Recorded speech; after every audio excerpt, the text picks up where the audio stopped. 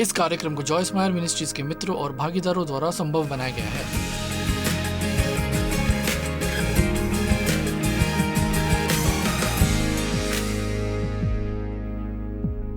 आनंद लो प्रतिदिन के जीवन का में हमारे साथ जुड़ने के लिए आप सबका धन्यवाद। मैं प्रार्थना करती हूँ कि आप कार्यक्रम का आनंद लेंगे और न केवल आपका आनंद अच्छा होगा बल्कि आपका दिन भी अच्छा होगा।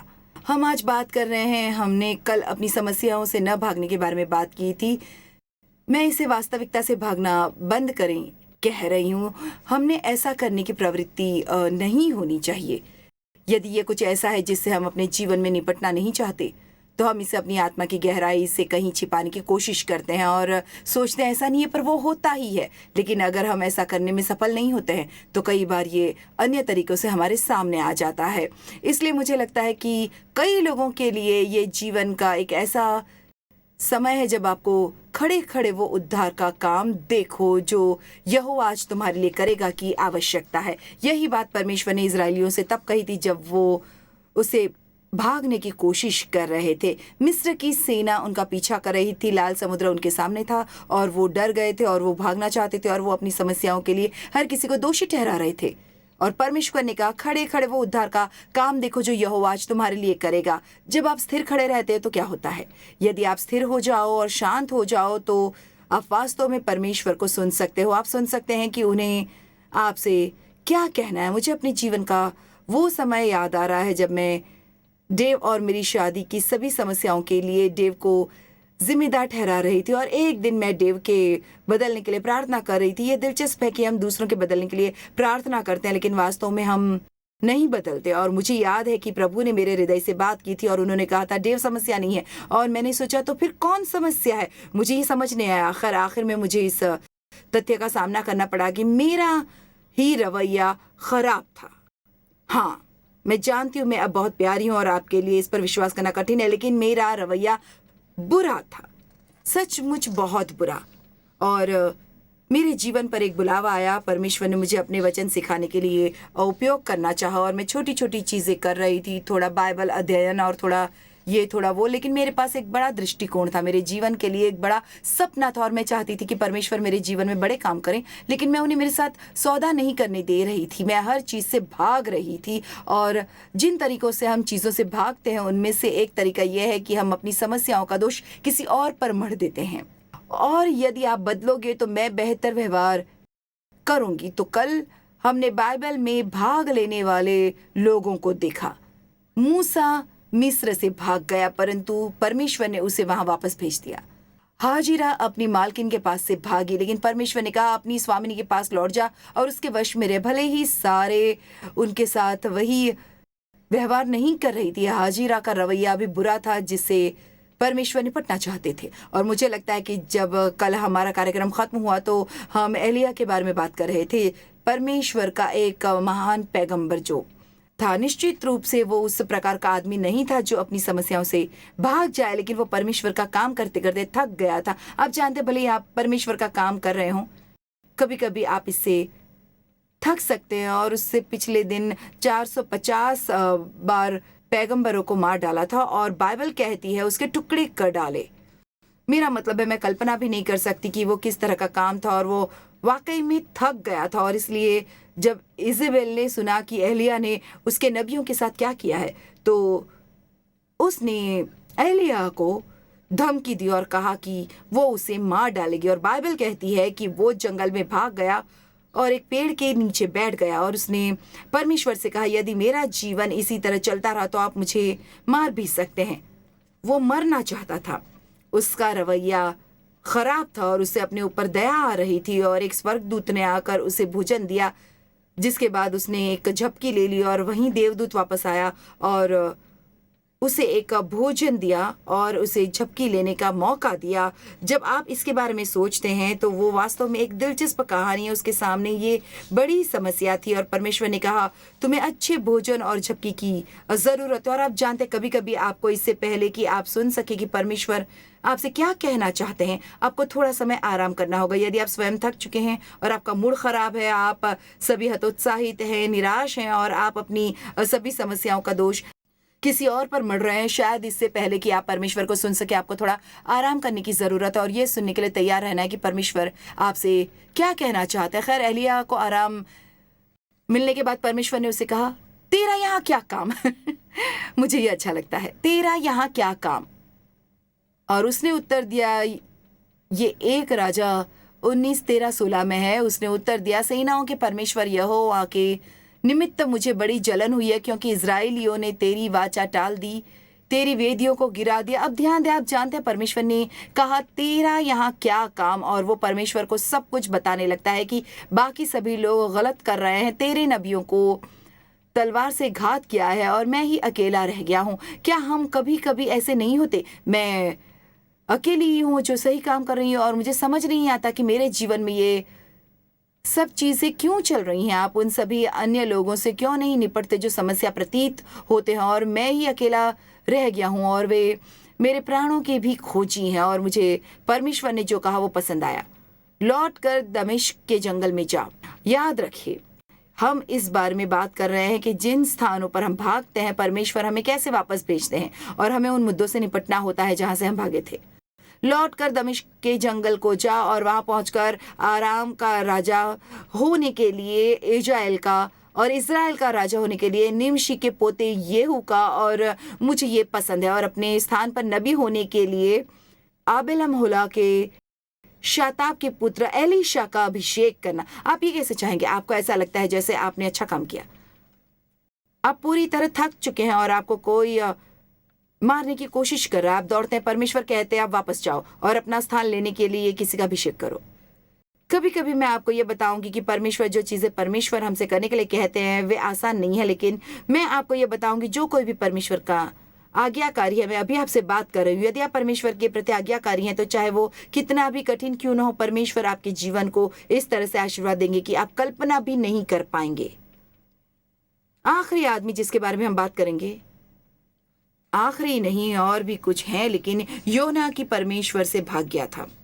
और मुझे लगता है कि कभी कभी हम सोचते हैं कि अगर हम परमेश्वर से दूर भागेंगे, उससे काफ़ी दूर भाग जाएंगे, तो वो अपना मन बदल लेंगे और हमें कुछ आसान काम देंगे, कुछ आसान काम देंगे जिससे निपटना आसान हो। शायद परमेश्वर आपसे कह रहे हैं कि आपको किसी को माफ़ करने की ज़रूरत है और आपको जाकर उन्हें आशीर्वाद देना होगा और उनके प्रति दयालु होना होगा, और आप ऐसे हैं जैसे आपके पास चयनात्मक श्रवण है, आपके पास नहीं है, परमेश्वर से वो सुनना नहीं चाहते, आप एक और चयन चाहते हैं, और इससे कोई फर्क नहीं पड़ता कि आप कितनी देर तक प्रतीक्षा करते हैं। और ये योना में कहा गया, वास्तव में आपको इस पूरी कहानी को पाने के लिए पूरी किताब पढ़नी होगी, लेकिन इसके अध्याय 1, 2, 3 में है। योना परमेश्वर के बुलावे से नीनवे शहर जाने के लिए भागा। परमेश्वर ने उससे कहा, उठकर उस बड़े नगर नीनवे को जाओ और प्रचार कर। खैर, योना ने ऐसा नहीं किया, उसने नीनवे को सुसमाचार सुनने के लायक भी नहीं समझा, उसे उनकी परवाह नहीं थी, वो उन्हें पसंद नहीं करता था, वो वहां नहीं जाना चाहता था। तो बाइबल कहती है कि परंतु योना यहोवा के सम्मुख से तर्शीश को भाग जाने के लिए उठा और यानो नगर को जाकर तर्शीश जाने वाला एक जहाज पाया। क्या कोई इस समय इस कार्यक्रम को देख रहा है? आश्चर्य कि आप में से कितने लोग परमेश्वर से भाग रहे हैं और ऐसा दिखावा करने की कोशिश करें जैसे परमेश्वर अस्तित्व में है ही नहीं, और आप बस अपना काम कर रहे हैं, अपना जीवन जी रहे हैं और ऐसे काम कर रहे हैं जो आप जानते हैं कि आपको नहीं करना चाहिए, ये सोचकर कि ये ठीक है, आप इससे काम चला लेंगे। खैर, आप पाप का परिणाम देखते हैं। इसीलिए योना तर्शीश जाने के लिए एक जहाज पर चढ़ गया, वो जो नीनवे से बिल्कुल विपरीत दिशा थी, और एक बड़ा तूफान आया और अंत में योना ने उन दोनों से कहा, मुझे उठाकर समुद्र में फेंक दो, तब समुद्र शांत पड़ जाएगा। उन्होंने ऐसा किया और एक बड़े से मगरमच्छ ने योना को निगल लिया। आपने कहानी सुनी होगी, अब शायद आप में से कुछ लोग ये ना सोच लें कि ये वास्तविक है। आपको लग रहा होगा कि ये एक मिथक है या कोई मनगढ़ंत कहानी है, लेकिन मैं आपको बता सकती हूँ कि एक मगरमच्छ ने योना को निगल लिया था, और अंततः जब वो मगरमच्छ के पेट में था, क्या ये दिलचस्प नहीं है कि कभी कभी हम तब तक पश्चाताप नहीं करेंगे जब तक हम ऐसी विकट परिस्थितियों में न हो। मैं आपके बारे में नहीं जानती, लेकिन मैं कल्पना नहीं कर सकती कि इस मगरमच्छ के पेट में क्या होता, और मगरमच्छ का पेट इतना बड़ा होता है कि उसमें एक आदमी समा सकता है। खैर, मैं बात जानती हूँ कि वहाँ निश्चित रूप से अच्छी गंध तो नहीं आ रही होगी। उसके सिर के चारों ओर समुद्री शैवाल लिपटी हुई थी। भयानक चीज थी और इसलिए अंततः उसे पश्चाताप हुआ। उसने परमेश्वर को पुकारा। तब यहोवा का ये वचन दूसरी बार योना के पास पहुंचा, उठकर उस बड़े नगर निनवे को जा और उसमें प्रचार कर, मुझे खेद है लेकिन मैं इस कहानी पर हंसे बिना नहीं रह सकती। योना इन सब से गुजरा और फिर भी परमेश्वर के पास उसके लिए बिल्कुल वही उत्तर था, जाओ और वही करो जो मैंने तुम्हें करने के लिए कहा है। जो कोई भी परमेश्वर की इच्छा को जानता है और उससे भाग रहा है, उसके जीवन में परेशानी होगी। शायद मुझे इसे फिर से कहने की आवश्यकता है। जो कोई भी परमेश्वर की इच्छा को जानता है और उससे भाग रहा है, उसके जीवन में परेशानी होगी। कुछ समय के लिए आप सोच सकते हैं कि आप इस चीज को हराने में सक्षम रहे हैं, लेकिन आखिरकार ये आपको पकड़ लेगी। इसमें कहा गया है, और वो दास जो अपने स्वामी की इच्छा जानता था और तैयार न रहा और न उसकी इच्छा के अनुसार चला, बहुत मार खाएगा। अब ये वास्तव में शारीरिक पिटाई के बारे में बात नहीं कर रहा है, ये इसके बारे में बात कर रहा है कि आपको इतनी सारी समस्याएं होने वाली हैं कि आप नहीं जान पाएंगे कि क्या करें। दाऊद भी परमेश्वर का आदमी था, लेकिन हमारी तरह उसमें भी कमजोरियां थी और उसने बतशेबा के साथ व्यभिचार करके उसके साथ बहुत बड़ा पाप किया। और बाइबल वास्तव में कहती है कि जब राजा युद्ध पर जाते थे तो दाऊद घर पर ही रहता था। खैर, वो वहां नहीं था जहां उसे होना चाहिए था। कई बार यदि आप वहां नहीं होते जहां आपको होना चाहिए, तभी आप मुसीबत में पड़ जाते। आप सबको इससे सुनने की जरूरत है। यदि आप वहां नहीं है जहां आपको होना चाहिए तो आप परेशानी में पड़ सकते हैं। हो सकता है कि आप गलत समय पर गलत पार्टी में हो और मुसीबत में पड़ जाएं। उन जगहों से दूर रहें जहां आप जानते हैं कि आपको ऐसा नहीं करना चाहिए। खैर, जब दाऊद घर पर ही था और बाकी सभी लोग युद्ध पर गए हुए थे, उसने बतशेबा को छत पर नहाते हुए देखा और वो उसे अपने पास ले आया और उसने उसके साथ व्यभिचार किया और वो गर्भवती हो गई।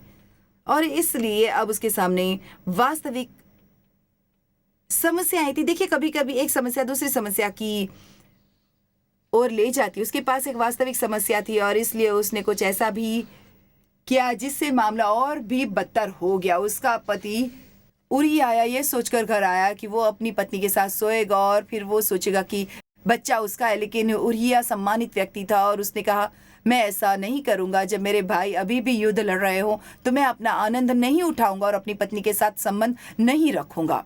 और पूरे 1 साल तक वो पूरी स्थिति को पूरे 1 साल तक नजरअंदाज करने में कामयाब रहा। और फिर परमेश्वर ने पैगंबर नाथन को दाऊद के पास भेजा। नाथन ने एक ऐसी कहानी सुनाई जिसने सचमुच दाऊद का दिल जीत लिया। एक ऐसी कहानी सुनाई जो मैं शायद कल आपके साथ साझा कर सकती हूँ, अगर मेरे पास समय होगा तो। पता नहीं कि मैं करूँगी या नहीं। मुद्दा यह है कि आखिरकार वो होश में आया और जानता है कि उसे पश्चाताप करने की ज़रूरत है।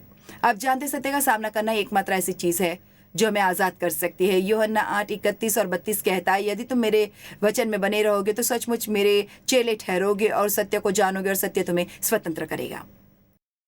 आप केवल सत्य का सामना करके ही स्वतंत्र हो सकते हैं। आइए मैं आपको सत्य के बारे में कुछ बातें बताऊं। सत्य की परिभाषा यह है कि चीजें वास्तव में वैसी ही हैं, न कि उस तरह जैसा हम सोचते हैं कि वे हैं। परमेश्वर के दृष्टिकोण से सत्य वास्तविकता के बराबर है। हमारे दृष्टिकोण से नहीं, बल्कि परमेश्वर के दृष्टिकोण से। परमेश्वर हमारे व्यवहार के बारे में क्या सोचते हैं, हम अपने जीवन में जो विकल्प चुन रहे हैं उनके बारे में परमेश्वर क्या सोचते हैं।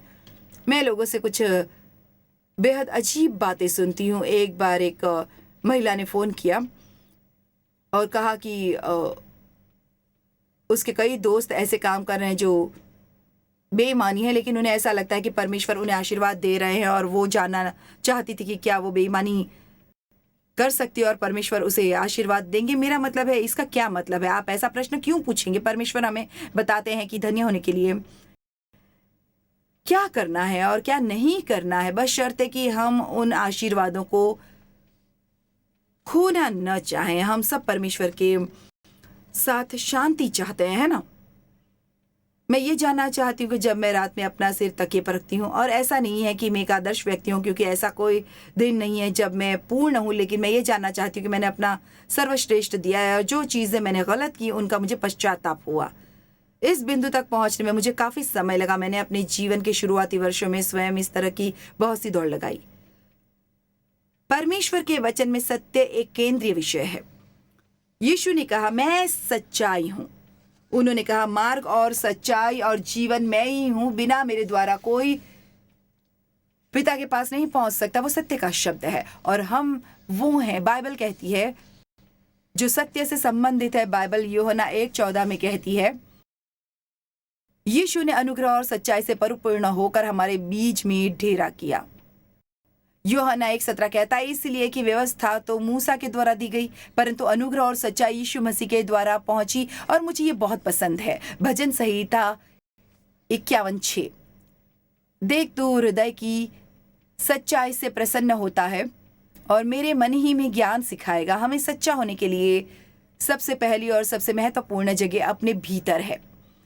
बहाने बनाने और दूसरे लोगों को दोष देने की कोशिश न करें, बल्कि उन चीज़ों की जिम्मेदारी ले जो हम करते हैं और परमेश्वर नहीं चाहते कि हम करें। परमेश्वर के पास हम में से प्रत्येक के लिए एक अच्छी जीवन योजना है, लेकिन हमें सच्चाई पर चलने की ज़रूरत है। हमें सत्य से प्रेम करने की आवश्यकता है। परमेश्वर सत्य से प्रेम करते हैं। आप जानते हैं, दाऊद सच्चाई का सामना करने के बाद पश्चाताप करने में सक्षम था और उसने कहा, पश्चाताप करने के बाद उसकी शांति उसे वापस मिल गई। खैर, ऐसे कई अलग अलग तरीके हैं जिनसे लोग परमेश्वर से दूर भागते हैं और वास्तव में मैंने 6 तरीके बनाए हैं जिनके बारे में मैं बात करना चाहती हूँ। हम संभवतः आज ही उनमें से किसी एक तक पहुँचेंगे और फिर हम कल तक इसके बारे में फिर से बात करेंगे। लेकिन लोगों द्वारा अपनी समस्याओं से भागने का एक तरीका बहाना बनाना है। यूना ने बहाना बनाया। उसने ये नहीं सोचा कि नीनवे सुसमाचार के योग्य थे। मुझे नहीं पता कि दाऊद किस तरह के बहाने बना रहा था, लेकिन मुझे यकीन है कि वो कुछ अच्छे बहाने बना रहा था, क्योंकि दाऊद एक ऐसा व्यक्ति था जो परमेश्वर के दिल के करीब था। बाइबल वास्तव में कहती है, यहोवा ने अपने लिए एक ऐसे पुरुष को ढूंढ लिया जो उसके मन के अनुसार है। और फिर भी वो पूरे 1 वर्ष तक अपने पाप को नजरअंदाज करने में कामयाब रहा। मैं कल्पना भी नहीं कर सकती कि दाऊद कितना दुखी रहा होगा। और वास्तव में मैं आज आपको कहानी सुनाऊंगी। परमेश्वर ने नाथन भविष्यवक्ता को दाऊद के पास भेजा और दाऊद एक राजा के रूप में स्थितियों में निर्णय लेने के आदी थे और इसलिए नाथन ने उसके सामने एक स्थिति रखी जो वास्तव में एक काल्पनिक स्थिति थी। उसने कहा, एक शहर में 2 आदमी थे, एक धनी और एक निर्धन। धनी आदमी के पास बहुत सारी भेड़ बकरियां और गाय बैल थे, लेकिन निर्धन आदमी के पास केवल एक छोटी सी मेमनी थी जिसे उसने खरीदा था और उसने उसे पाला और वो उसके साथ बड़ी हुई। वो उसके लिए बेटी के समान थी। एक दिन एक यात्री धनी आदमी के पास आया, लेकिन धनी आदमी ने यात्री के भोजन तैयार करने के लिए अपनी भेड़ों में से एक को ले जाने से इनकार कर दिया और इसके बजाय उसने उस आदमी से भेड़ ली जिसके पास केवल एक ही थी। उसने निर्धन आदमी की भेड़ ले ली। धनी आदमी ने निर्धन आदमी के साथ दुर्व्यवहार किया और वो जो एक चीज उसके पास थी उसे ले लिया। बाइबल कहती है कि दाऊद का कोप उस मनुष्य पर बहुत भड़का। वो इस स्थिति से बहुत क्रोधित हो गया था। वह बहुत परेशान था और तब नातान ने दाऊद से कहा, तू ही वो मनुष्य है। वाह, मैं इसकी कल्पना भी नहीं कर सकती। आप जानते हैं कि आप कभी किसी और को दोष देते हैं और परमेश्वर ने आपको सच्चाई में रूबरू कराया। मैंने साझा किया है कि मैं डेव में बदलाव के लिए प्रार्थना करती थी। मुझे यकीन था कि वो हमारी शादी में समस्या थी और परमेश्वर ने कहा, ये डेव नहीं है, ये तुम हो। खैर, ये मेरे लिए कठिन था लेकिन अच्छा था।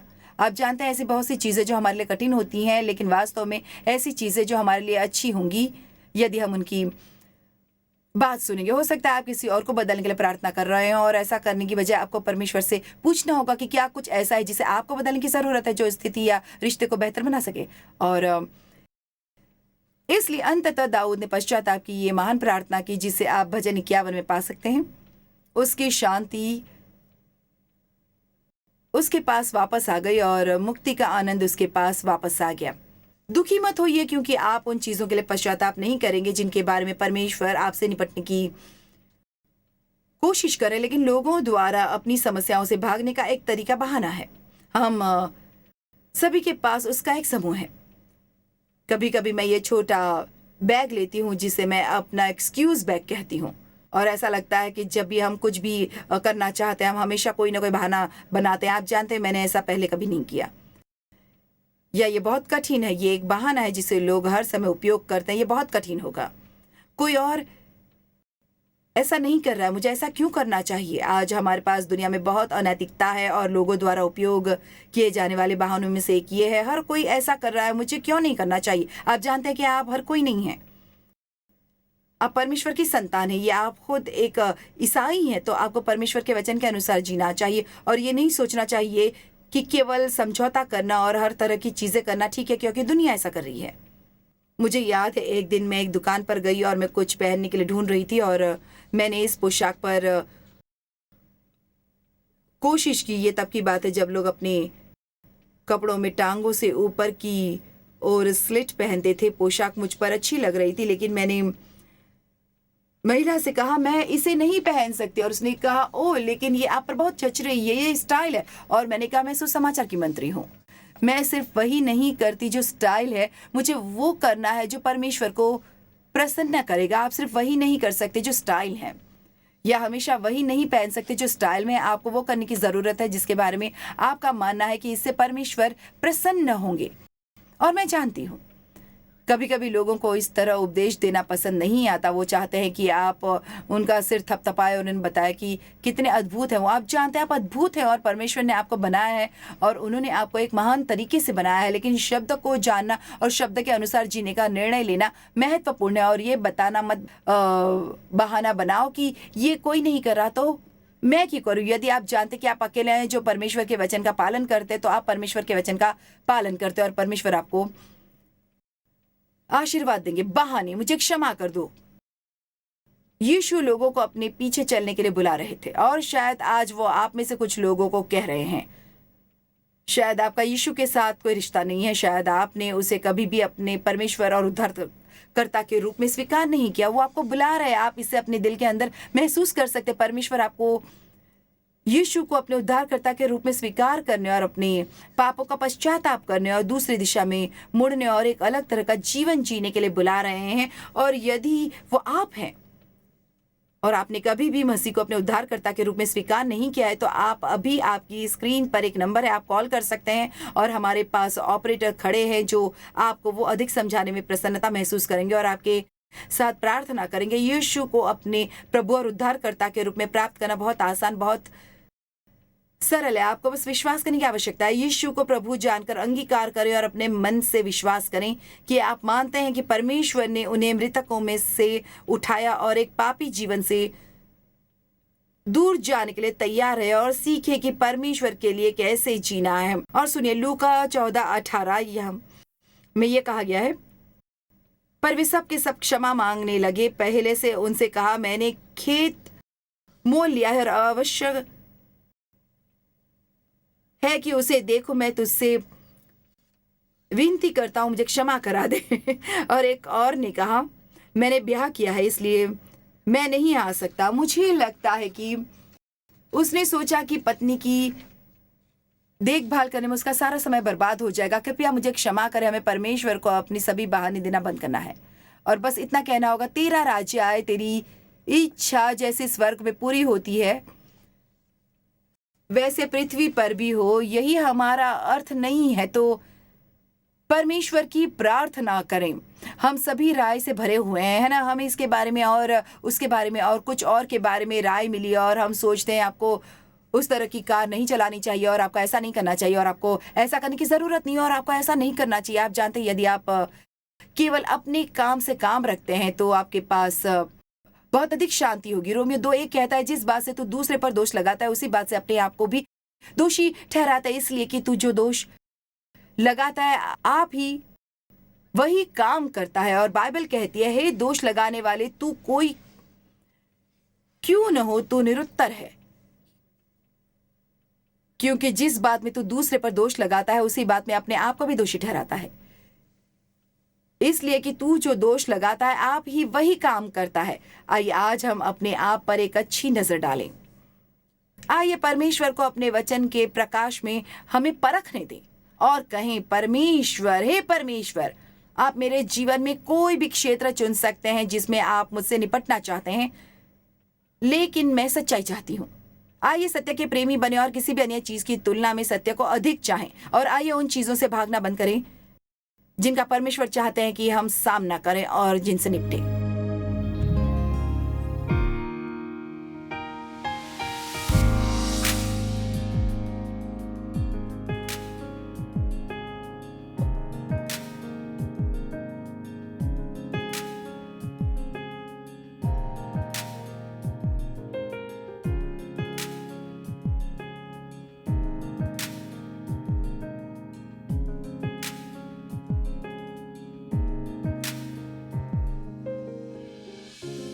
इस कार्यक्रम को जॉयस मायर मिनिस्ट्रीज के मित्रों और भागीदारों द्वारा संभव बनाया गया है।